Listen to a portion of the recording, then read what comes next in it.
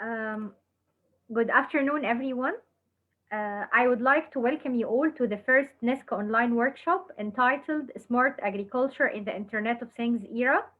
I am Lobna A, Assistant Professor at NISC Research Center, Nile University, Egypt. I am ES co-chair. I will be your host for tonight's workshop. I would like to welcome the guest speaker of today's workshop, Professor Ahmed Madian. Professor Madian is a full professor of electronic systems, a senior member IEEE. He's IEEE Egypt Section Secretary. He's IEEE CAS Egypt Technical Chapter Chair and Founder.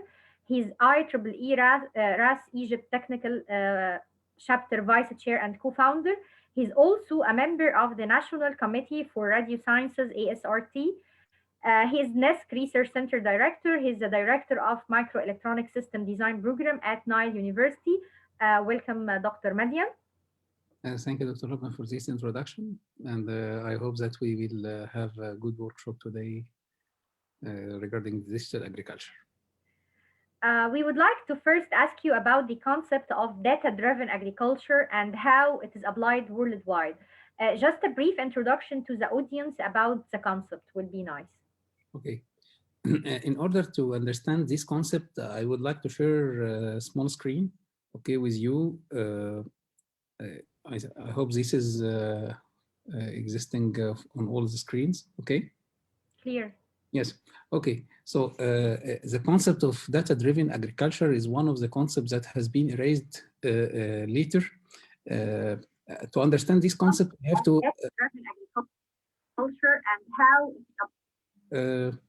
to understand this concept, I think we have to go through the agriculture generations. Okay, it's not well classified around the world, but some people are already classified the generations according to 5 stages. Okay, agriculture generation version 0, which was titled as a nature gift. This means that the human has no interaction. He doesn't interfere in the agriculture process itself.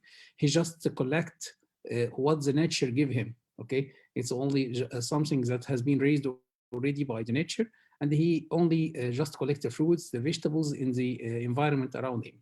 So this was the start of the agriculture. Starting point, it's agriculture only. The human was a consumer only. It doesn't produce anything.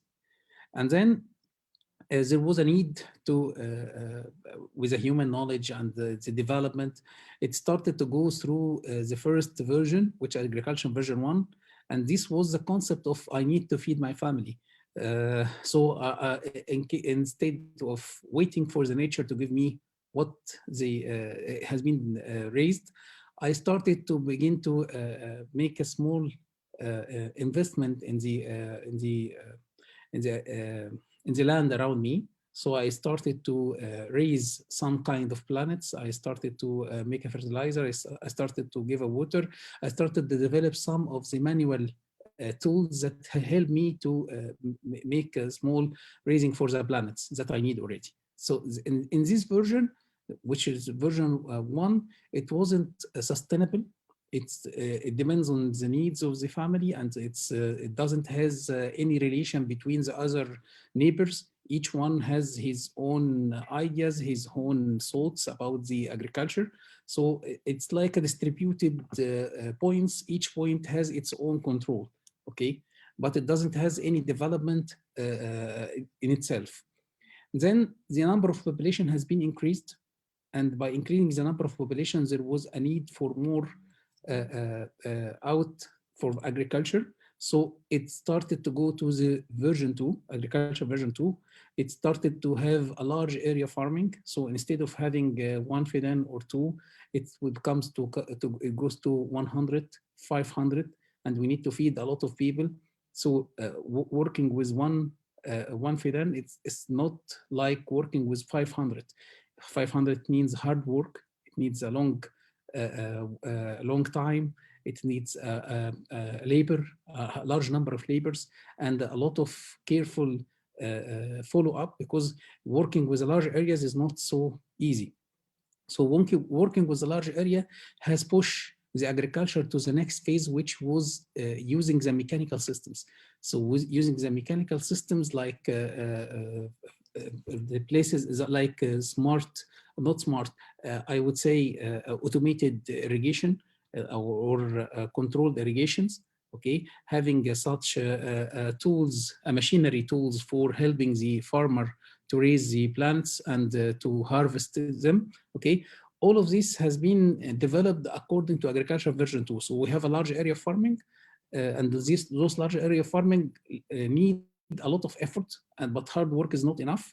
Number of people could be a problem, because if you didn't have enough people and enough follow-up, you will have the problem with having pesticides. So all the farm fruits and vegetables could be destroyed due to pesticides and due to diseases and different parameters.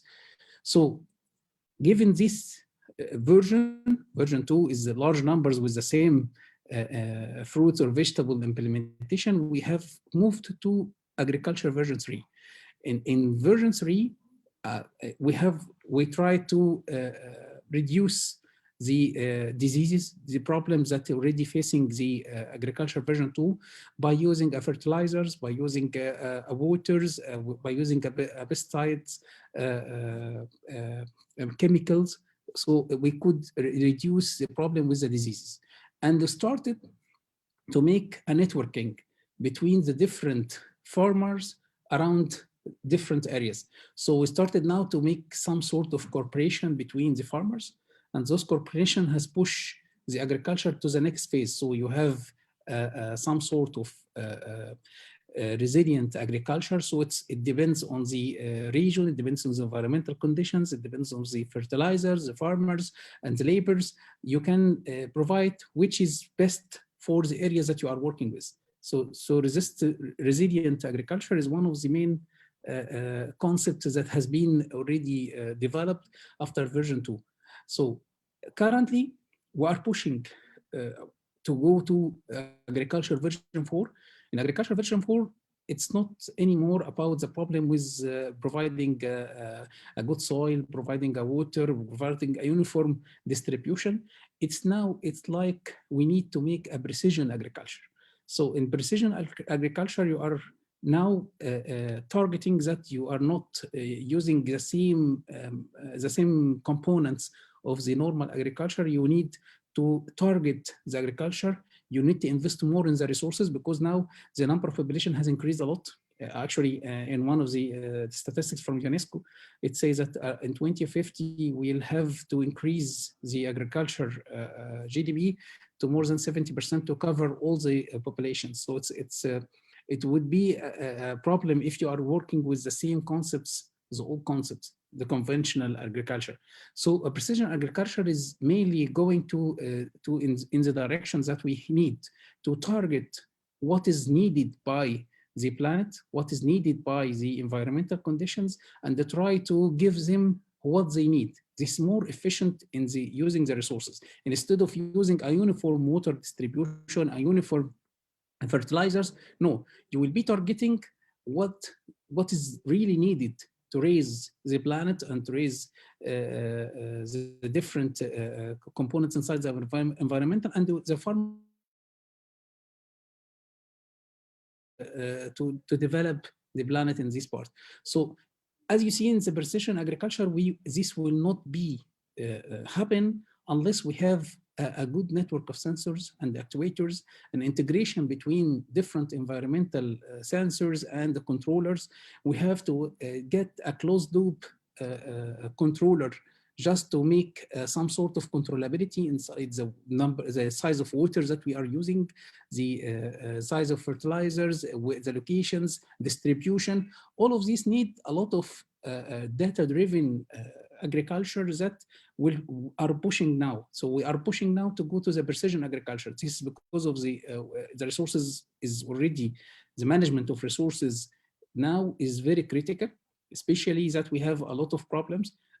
I remember when I was a student in the school, and I read in the books some phrases that are talking about that in the 2020s there will be a big wars around the water. So I was very young. I didn't realize how this would be happen. The water is everywhere, and I didn't have any problem with the water. How this could be happen already to have that. Now we are as we are struggling now, and we are going in a big problems due to the resources like the water resources and the management of the water resources. So this gives us a pushment that we have to go to the precision agriculture. It doesn't anymore enough to have a resilient agriculture. We have to go to the precision agriculture. This will give us the data-driven agriculture structure. Thank you, Dr. Madian, for the very informative introduction. Let's focus on Egypt now, because as you know that Egypt has a greater challenge in meeting its increased needs regarding the crops. That is due to the shortage of irrigation water and the water problem, as you just mentioned. It is a worldwide problem. Furthermore, we have a rapid increase in the population, which increase the food demand. This forced us, the research community, to consider a new solution to help to fill this gap. So, can you please tell us from your point of view, what are the main problems in Egypt regarding irrigation and agriculture? And is there a deep need for a digital agriculture in Egypt? This is a very complex question, so I think I have to analyze it to some points. Okay, so first, mainly the challenges that we are facing in Egypt, it starts to become harder every day. As you see that the number of population is already increasing by a high rate, and in return, the resources that available around us, the natural resources that available around us, is the same. So actually, it's shrinking now because of we have a problem like problem with the controllability of water management. We have a problems with controllability with the size of the area that already has an agriculture. So it's already the resources will be shrinking, and in the same way the population is increasing. So giving these problems together, plus there is another issue that the environmental conditions is changed, and the climate is changed, and this already reflect on the total conditions for the agriculture parameter. So given those points, I think that we are working with version 3 and version 2 of agriculture is now give us it will give us in the future a hard time. We will not be able to cover all what is required. We will not be able to have enough areas to cover all the populations. Okay, so I think it must be pushing towards the precision agriculture. So I think it's very good that to know that already we have in Egypt a strategy that has been announced by the country, by the governmental. They are going to push towards digitalization of all the systems. And one of the systems that already has been targeted and it has given a high focus is agriculture digitalization. And this part of digitalization include all the parameters of the agriculture components, like giving the water control, like the controlling of the types of crops that are using, the harvest, disease control, and other things. Okay, so going in this area, we found that the strategy of the governmental now is pushing us to go to the precision agriculture, which is the version 4, which is the target now. This would be more efficient for usage of resources.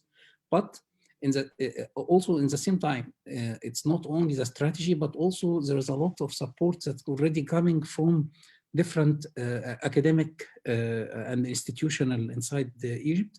Actually, one of the parts that we are targeting as we are collaborating is the Academy of Science and Research and Technology, SRT. They already have developed a lot of calls for projects, And for agriculture projects itself, the digitalization for the agricultural projects, they have a lot of initiative in this area, workshops, and they have provided some of the experts. And actually, we have already gained a collaboration with SRT in one of the research projects that has been ended next year. Previous year in 2020. It was one of the initiatives that has been raised by SRT called JSUR. JSUR is one of the initiatives that support a connection with an outside experts, Egyptians already immigrating outside and working in different areas. We use this part to build an experience capacity in this field, and we have used the JSUR initiative to start the first project with Professor Ahmed Al-Wakil. He's from Sharjah University. He's already working in this area in the modeling of parameters of agriculture and plants and fruits. And this benefit to build a capacity here in Egypt. We started to build a capacity here in Nile University inside the NESC center. This capacity includes students who already has knowledge about the usage of the modeling for the fruits and the vegetables, how to deal with the diseases, how to make a small or a bigger analysis for different fruits and vegetables. And actually the outcomes of this project was a prototype that could be used to detect the main growth track for the fruits and the vegetables, which is called bioimpedance. It's one of the concepts that already has been raised from all time, but it doesn't be activated until later when we are going to the precision agriculture. So we started to find how to talk with the planets, how to talk with the fruits and the vegetable and say, what do you need? So I think this concept has been raised because of this. We have to contact with them, with the planets and the fruits, and this gives us opportunity to make this contact and get the feedback. So this prototype has been implemented inside NESC, and the BI for the project was Professor Ahmed Radwan. I was the co-BI for this project.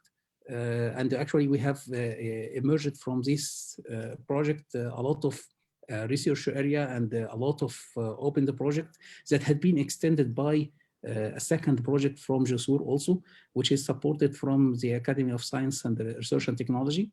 It's called the Smart Irrigation. This to close the loop, because now we are having some sort of controllability of knowing the conditions of fruits and vegetables, and getting this information must have an impact. This impact could be controllability inside the fertilizer, controllability for the water, and the other environmental condition and controlling conditions. So this project already is supported by the Academy of Science and Research Technology, SRT, and actually it's running currently. We have already started also a connection with Professor Ahmed Tawil. He's from University of Irvine and the coast currently.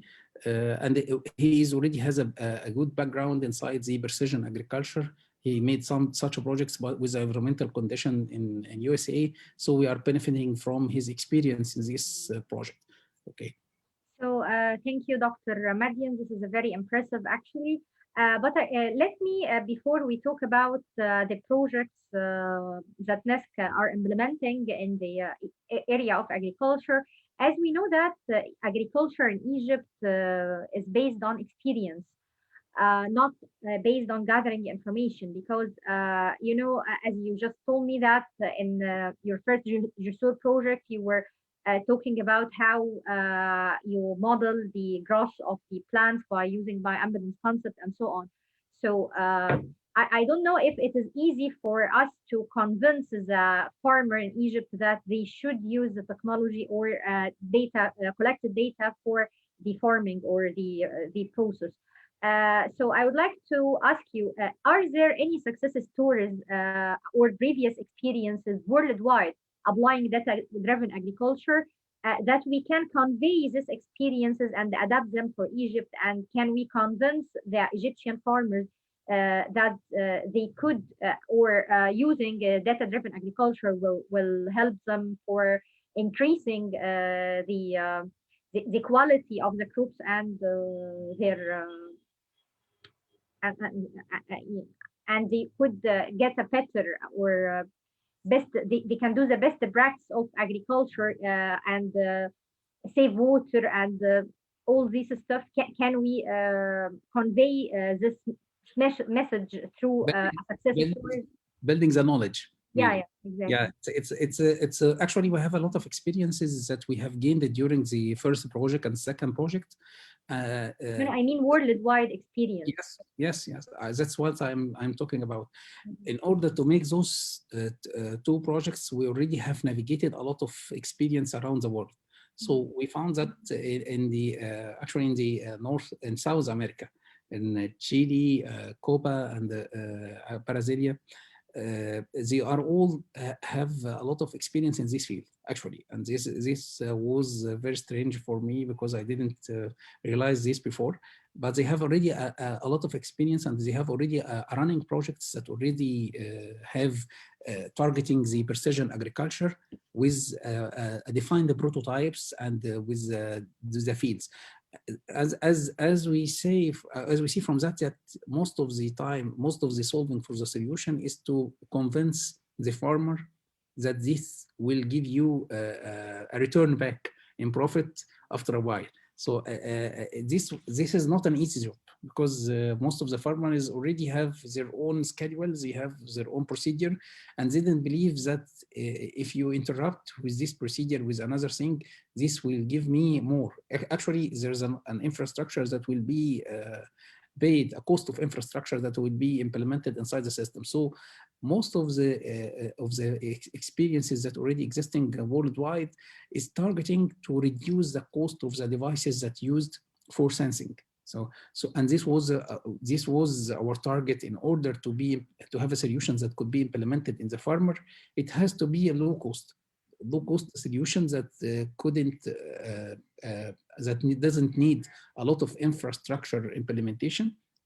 So we target, as we see in the in a small experimental farm in Chile.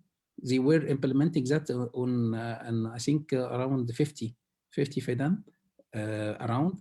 They have implemented a small sensor the small sensor that has been implemented on the trees, and it give a continuous reading for the conditions, and not the environmental condition, but the tree conditions and the environmental condition like temperature, humidity, and so on, and send this to a central point. This central point is collecting the data and start to make an analysis and start to give a decisions, and these decisions is reflected inside the irrigation system, inside the controllability of the chemical, the fertilizer, and so on.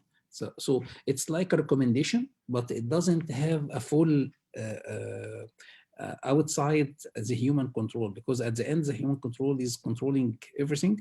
So even with the precision agriculture, you still have the controllability that you give the decision what and where you can apply those solutions. Okay, so I think in South of America, they are already targeting that. Also North of America, I think Canada, in some areas of Canada, not all the areas of Canada, they are targeting such a condition, especially under the heavy temperature condition with the snow and everything. So it would be help a lot in these areas. But globally in the Middle East,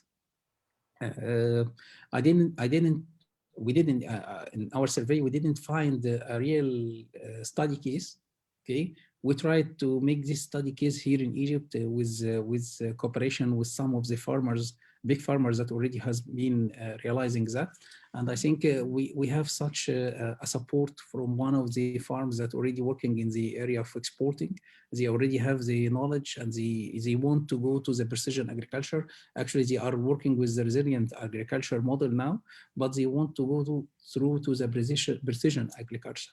So they already have developed with us some sort of MU that will maybe let us to make an experiment inside the farms, and try to give them the feedback for in a small prototype.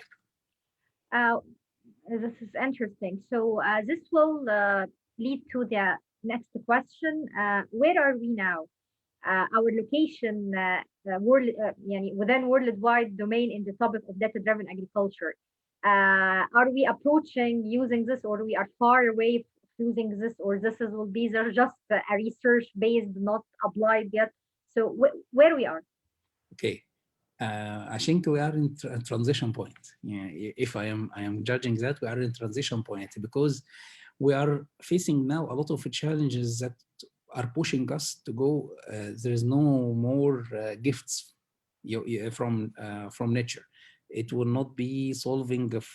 Actually, everything could be changed in a time. But if you, given the conditions that we have, and the population number and the increase, the climate change, and the other parameters, you didn't have such a luxury to start or to ignore everything and just live with what we have.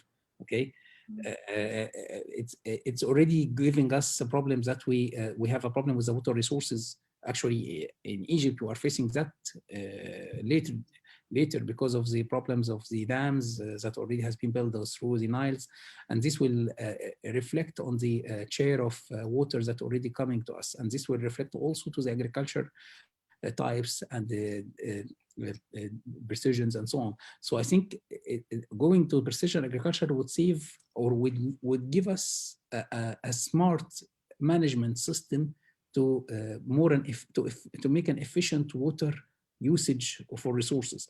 And also it will give us some sort of efficient realization or efficient follow-up for the agriculture, or sorry, for the planet of fruits. It may protect a lot from diseases and other things, because as we see from the projects that we already has been implemented with the bioimpedance, you could detect shifting for the fruits and the vegetables from the normal curves. And actually each fruit and vegetable has its own curve, its normal curve. And if there is a disease or there is a problem with the conditions, the curve is shifted. According to the shifting, we will start to decide if this could be solved according to what, if it's needing water, if it's needing to give fertilizers or other resources, okay, to solve the problem. So I think it's not an option anymore. We are going to this even by our will or not. It will be forced to go to the precision agriculture. It's not in Egypt only. It will be a worldwide decision. So I think it's not an option. Actually, like the same point that we are going from the small farmers to resilient agriculture to have enough food for the populations, we will be pushed to precision agriculture because the resources will be shrinking with the time regarding the number of populations that increasing. Okay. Okay. So I'm going to go back to your Jussur project where you were a copy I. You just mentioned that the outcome was a prototype. Can you summarize the other outcomes of this project to us? Yes, sure. If you want, I could share with you a small presentation. Okay, sure. Yeah, sure. If the time, if you didn't mind. Uh, Um, okay. So I think this presentation could give you some sort of the outcomes coming from this project. Uh, yeah. So this is for the fruits bioimpedance part. Its main outcomes or the objective of this part. It's going to the following: is to monitor the fruits and the vegetables. Okay, sorry. Okay.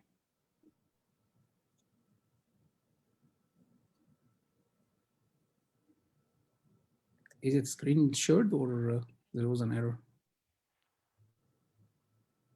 Sorry, this is shared now with you? yeah, yes. I'm sorry. Okay. So, sorry, I'm trying to. Okay.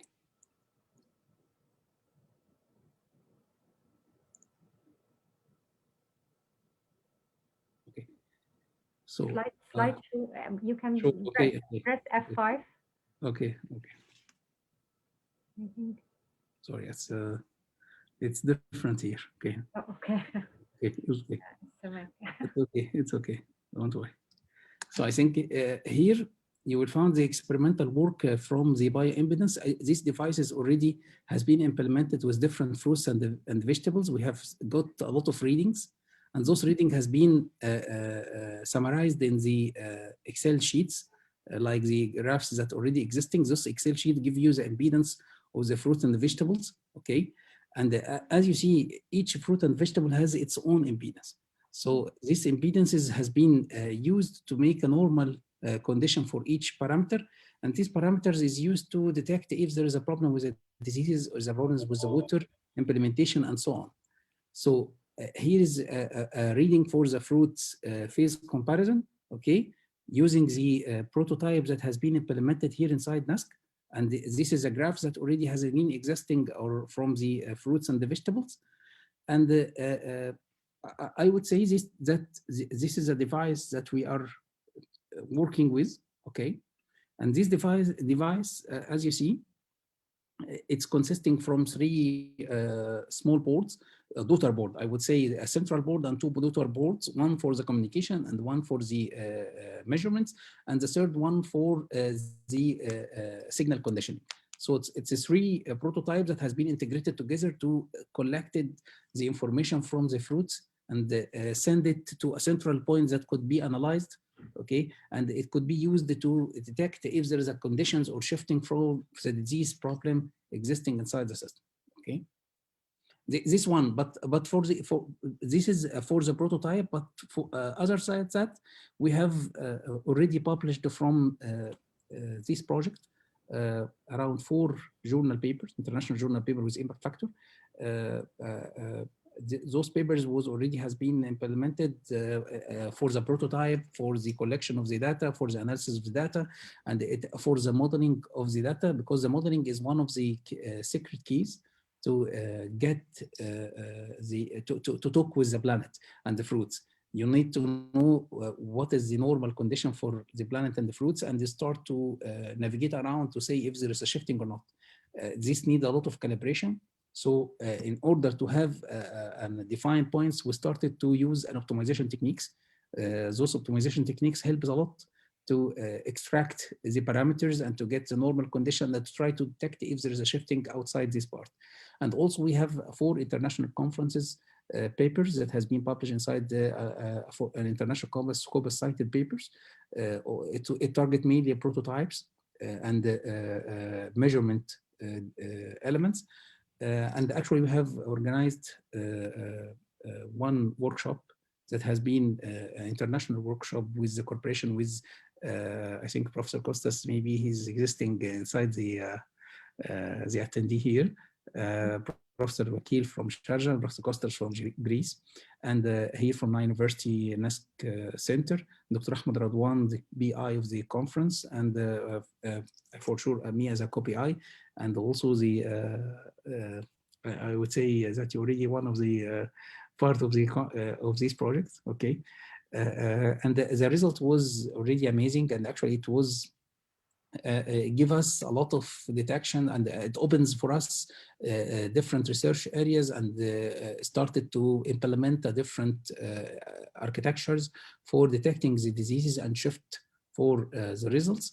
And this give us the floor to start the second JSOR with the smart irrigation system based on the closed loop that give us by the bioimpedance.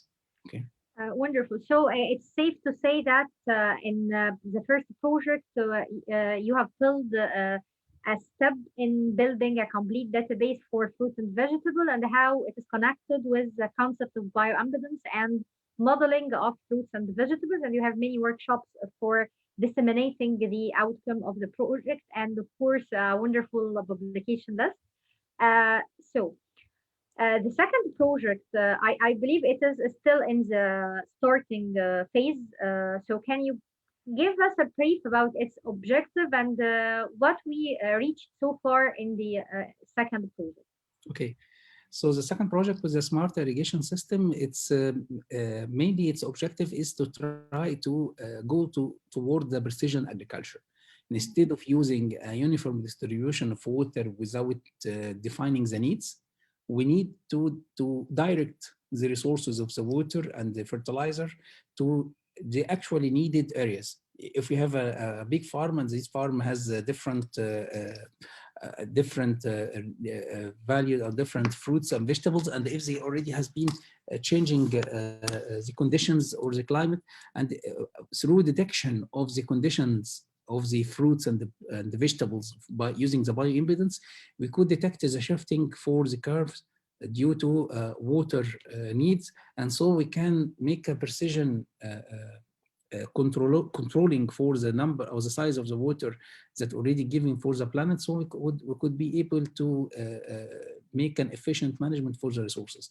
In order to do that, we started to build a small prototypes here with a closed control loop that depends on the bioimpedance and the other environmental conditions.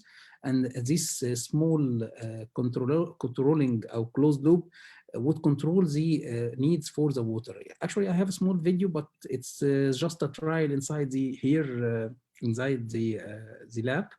It would be good if I could demonstrate this video. And this is a small prototype that built here inside the lab. Here is find the sensor. This is a controller relay. And here is a valve. This is a smart valve that has been controlled by through solenoid. Using the sensor, we try to detect the size of water. This is one of the experimental works. And as you see, there is a wireless communication module, two wireless communication modules to communicate with each other. And instead of wiring, because we don't have an interruption of setup for the system or any infrastructure needed, it's only a plug and play module. So sending the information here is the LED is indicating the controlling signal coming from the control system.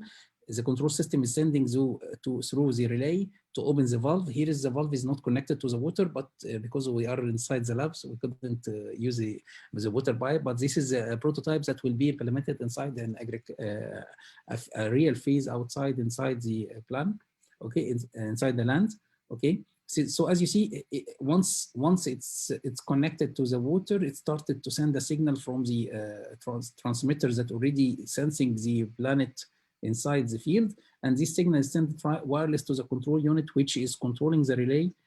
This relay is open the valve, sending signal to open the valve with the amount of water that is needed already by the agriculture or by the planet itself. So it's a small prototype, but we are still in the starting point. And we are trying now to build a big prototype that over a larger area to have more controlled information and to gain more output from the system. So this prototype, the outcome or the final prototype will be able to take decision and do control this decision automatically without man interference, or there will be man interference at the end point, not currently. At the end point, we hope that we could exclude the human decision from the cycle, but it will not be excluded totally, because at the end the human has to have some controllability in case of any problems or errors. But it would be like a consultation. We will try to make the human decision like a consultation inside the loop, the closed loop control. So we didn't have a problems. If there is a problem and the human is not interfering or doesn't have to take the decision could be taken automatically through the controllability and through the sensing action existing inside the system. Wonderful. I think it would be wonderful if we could convince the farmer to try the prototype. Actually, the secret in something like that is the cost. This is the first part, and the second part is how he will benefit from saving the water. That he will not saving the water is for him equal money, and this will be a component inside his cost. So if he can do something like that.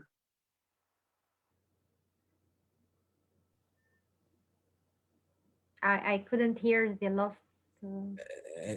I said that this could be mainly convincing the farmers is depend on the cost.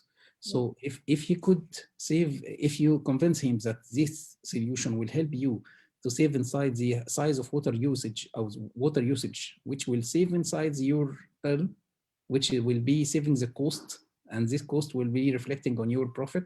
And I think this will convince him to use something like that. Yeah, I think it will be interesting to see them use it actually. Thank you, Dr. Madian, so much for this fruitful discussion. I really enjoyed it, and I'm sure our audience did. So I believe we have a time for questions. I will take the first questions. Let me first welcome Professor Costas. We are really happy that you are attending the session, and we miss you. Um, okay, Ahmed, Oh, okay. hi. Okay. Finally, I am able to open my video.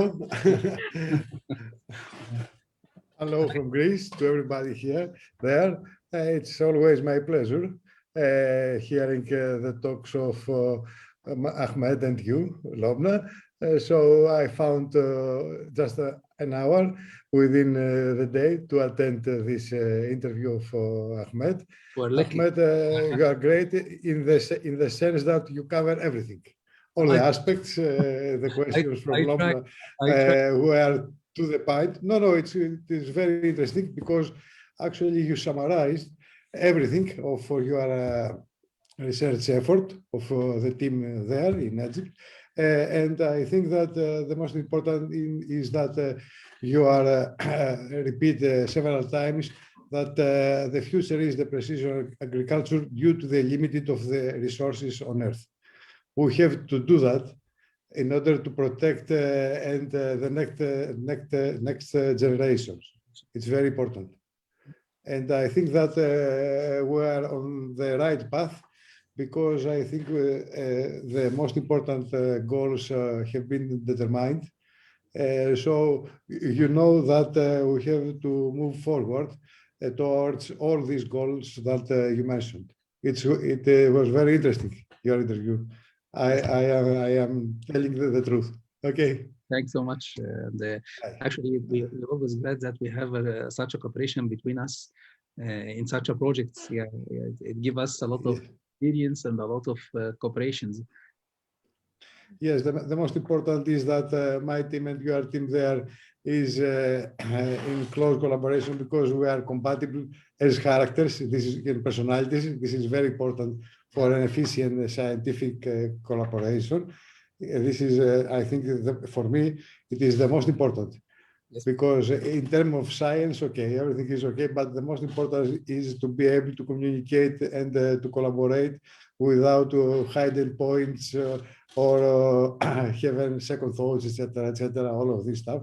We have discussed a lot with you and Lobna, and we know each other. I think that this is the key for the success of this project. Yes. And another point is that my team and your team are complementary. So I think this is very important. I mean, in terms of research interest. So this collaboration will be very efficient. I am sure for that. Yes. Okay. Yes. That's all from me. Okay, you can continue. You, I have no question. Okay, I just to say hello to everyone there. Okay, it's my pleasure being an attendance of this interview. Okay. Thank you, Professor Costas. Okay. We have some questions from the audience. I will read you the first question. Regarding the prototype that you explain, how are you planning to handle the water flow in the field? He was continuing the question. Are you going to use water pipes all over the field? If yes, wouldn't that be challenging regarding the cost of the pipes and the maintenance? Actually, it's a very intelligent question. And I thank you for this question because it's one of the points that we're already facing now because of the agriculture.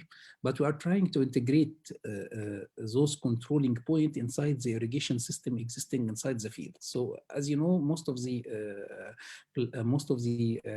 earth or lands that are already using for the agriculture who has already installed some kind of irrigation system.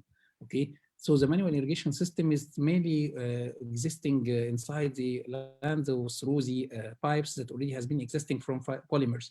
So we are trying to use a controlling valve that could be inserted inside the controlling Because if you are aware with the agriculture techniques, the irrigation is already divided according to some sort of areas. If you have a big land, you divide the land to small areas, and each area has a main control valve to control the total irrigation system for it. So if we have distributed our controllability inside those control lands at the starting point, this could help inside at the first prototype. Actually, it would be, there will be also a cost of installation. There is nothing without free, but this cost of installation, if it would give us a return back in the investment for the long run through the saving and through the controllability, this would give us a good return back as an investment in the future. Thank you, Dr. Madian. We have another question. Do you plan to use AI-based algorithm or so to enhance the system with the implemented hardware or not? Actually, this is one of the points that we are facing now with the team. We are discussing how the collected data could be processed.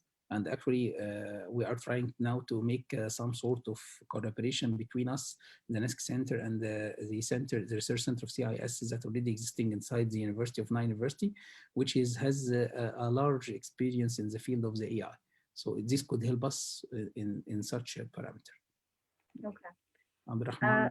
There is another question. How precision agriculture would impact the type of skills needed for the growers?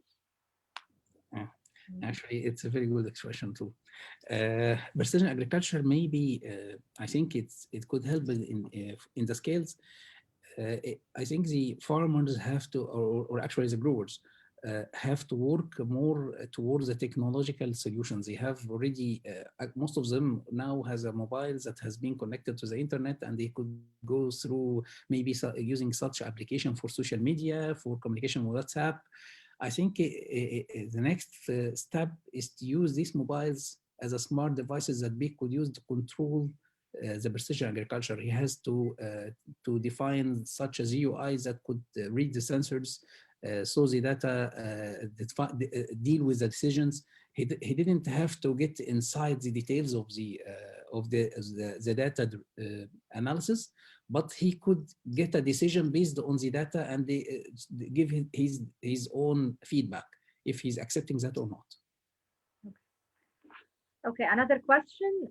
As precision agriculture is mainly depending on collecting data and connectivity, how that could be implemented in a large open areas?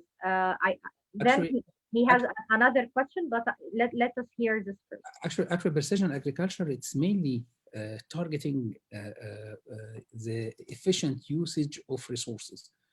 Not only data driven. Its target is how to target the required resources to the needed places. So if I can make that as a target, it would be the precision agriculture. This could be done by manual interaction, but it would be hard to cover all these areas with all these requirements. So it has to be integrated with a sensor, a network of sensors that give you the data around different points inside your field. So according to this sensor, you could know what is needed, what is not. Otherwise, you will have to have a portable device and go around inside your field and try to detect who is needing what. And this, I think it's very hard if we are talking about larger areas. Maybe in small areas, it could be applicable, but in hard areas, it's very challengeable. So I think precision agriculture, it's not only about the data, but the data is helping you to go to the precision agriculture and to go target only to use the efficient resources with the targeted problems. Okay, he actually continues the question by why we don't give the priority for the implementation and building the prototype in a small or in close growing areas. Something like I see. It's actually this already solution has been implemented inside the closed areas, but for the closed areas, it's. You mean like greenhouses or something like that? Yeah, it's already implemented inside. It's working, but for the environmental condition only. It doesn't tackle the planet itself. So it's mainly trying to maintain a required temperature inside, required to maintain a level of humidity inside, but it doesn't tackle if there is this humidity is enough for all the parts inside the field or not. Okay, it doesn't require if the temperature is already if the temperature is distributed uniform, but we have such an area that already needing some requirements, special requirement inside the area.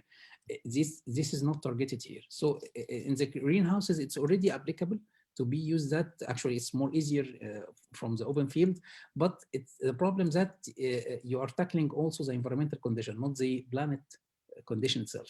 You're not talking with the planet. Yeah, it's worth to mention that to Omar, that we are not building just the system for conditions. We are trying to study the tissues of the plant itself. As Dr. Madian mentioned, that we are working with the concept of the bioimpedance, which relates what happened inside the planet. It tells us what happened inside the planet. As the planet talkers, let's say we are like this. We talk to the planet. Dr. Madian, if you don't mind, Abdurrahman would like to continue his question with you. I'm waiting him to open the mic.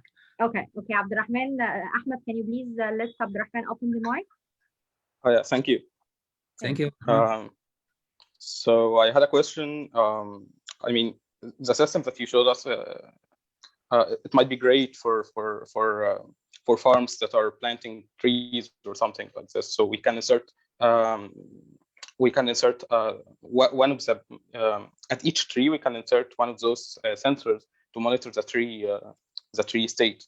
But how can we handle this in large scale applications like wheat or rice agriculture in Egypt, which are the main crops in Egypt nowadays? It would be a challenge because in the rice agriculture, you know, it's most of the agriculture for the rice is depending on having the water covering every point inside the field itself. Yeah. Right. So yeah. If we want to make something like that, it wouldn't be. It have to be adapted according to kind of plant that you are using. So I think in that case, we have to adapt our device to be detecting the conditions in a different part. So maybe the sensing action would be changed, and also the signal processing and signal conditioning would be changed according to the such a kind of planet. Yeah, okay, this is great. Another thing, you mentioned that the system would be used for consultation only, and it won't be handling the problem itself. Yes. So just wanted to know from your point of view, why can't the system handle all the thing and the human can be the consultant in this case? We can reverse the roles. Yeah, it's very good. But maybe in the first phase, if you want this system to be applicable and to raise the awareness between humans for such a kind of solution, you have to convince them that you will always have the higher power. If I told him that, by the way, you will be only the one just seeing what's happened and just watching like a TV, he will not convince that. Why I give you such control on such a field? You maybe destroy everything and I will be killed. But for the first step is to raise awareness, is to just give them that I will be a consultant for you. If you didn't want my decision, just ignore it. Do whatever you want. Okay. But after he tried and he found that the decisions is giving us good results, he will ask for the system to be the main contributor, and he will be the consultant. Okay, so this is some kind of trying to raise awareness in such a field. Okay, so I have a last question, if you don't mind. Sure. Yeah. So regarding the system, I'm enjoying the discussion by the way. Oh yeah. For the system, can would it be practical to measure the? I mean, does the environmental conditions affect the plant most of the time more than the? Yeah, I mean, can we measure the state of the plant using the sensors in the ground only, or should we use also the weather conditions? Like I think there are about 2 companies in US that handles this already. They can measure the environmental conditions, and they use data analytics to analyze, or machine learning to predict the precise amount of water. So would this be helpful for the system also? Yeah, actually, this as I mentioned, that the last project with the smart irrigation, it has a cooperation between us and Dr. Professor Ahmed Madian from USA. Actually, who was working inside the project like what you mentioned now. They are they are using the environmental condition to make the closed loop control for the system, but they have a problem that the environmental conditions not always giving the same. It also at the end they are going to the resilient agriculture, but not the precision agriculture, because environmental condition mostly it doesn't change from area to area. Inside the same, if I'm talking about area here inside Nine University, which a field that already existing inside the same place, so it has the same temperature, has the same conditions, the environmental condition will not change from point to point. So at the end, we are going to version 3, not version 4. It's so if I want to go to version 4, I have to have a methodology to detect different points inside the field, so it gives us which part could be in a need more than the others, so I could go and target it with the needed resources. Okay, so regarding the nutrients in the soil, do we have some kind of sense? I know electrochemical sensors to measure something like sodium and other nutrients are very, very expensive. They can reach thousands of dollars sometimes. So how can we handle this? Because we face the challenge when we were implementing some solution regarding precision agriculture. By the way, we won the Middle East and Africa championship, we were the Middle East and Africa winners for IBM Call for Code in 2019. So this is very important for me to know if there are sensors that can handle this right now. It's the main problem. This is the main challenge, because even you have a very good solutions that already may be existing and already giving a very good results. The cost is one of the parameters that already always will be the barrier for the system to be implemented inside the fields, because at the end, this man in the farm is an investor who is already trying to make a profit. So if you have to use a very large number of sensors with very high accuracy to detect something like that, if I could make some sort of prediction, and this is what we are trying to compensate those sensors with machine intelligence, the AI. If we have already the conditions of the planet with the bioimpedance parameter and bioimpedance curve, you could make some sort of optimization to try to detect the conditions of the environmental around him from the output of the bioimpedance itself. So we can detect the nutrients in for each plant using the bioimpedance? It's a point that we're already starting in the research. We didn't have a final prototype that I could say it's 100% verified, but we have tried to change the tissue concentration inside different fruits and measured these fruits according in terms of bioimpedance, and it give us shifting from the curve. But I wouldn't say something verified before I have been trying it in million times and get sure modeling. But it's a good point of research that has been opened. Actually, we have a lot of publications in this area trying to figure how to use this power in our closed loop solution. So last thing, would extracellular measurements for plant for plant leaves, for example, be useful for this? Sorry, I didn't hear the last extracellular potential measurement. Yeah. Would it be useful for I mean, knowing the amount of light the plant gets, or the nutrients, or the water, or something like this? Yeah, it could be if we can. Actually, the bioimpedance is already demanding such like a condition of measuring of extracellular part and modeling. Yeah. So we are talking in the same area. We're using the same points. So it has a shifting according to the experiments that we have done here in the lab. It has a shifting from the normal conditions. So there is an effect, but I couldn't say that this effect is would help or not unless I didn't try to have it in a formula defined with simulation for the different parameters. Otherwise, it wouldn't be a research solution. It would be just an indicator, maybe, something like that. Yeah, I get it. Thank you so much, Doctor. This was very, very helpful. Thank you. Rahman, actually, for reaching our talk with these nice questions. Thank you. Okay, I believe there is no more question. So, some people would like to have your email, Dr. Madian. Ahmed, can you please write Dr. Madian email through the chat, please? Sure, please. Okay. Okay. I believe no more questions. So thank you, Dr. Ahmed, for this very fruitful discussion. And I'm really happy that I interviewed you today. We are really happy with your attendance, Professor Costas, and everybody. Thank you so much. Thank you. Thank you so much for the session, and we will have a similar workshop after 6 months, inshallah. So with new data, of course. So see you all then, inshallah. See you, and thank you so much for inviting me for this session workshop. And actually, I'm very happy to see all those attendees that already and have this fruitful discussions. And actually, for sure, I'm glad to see my friend Costas.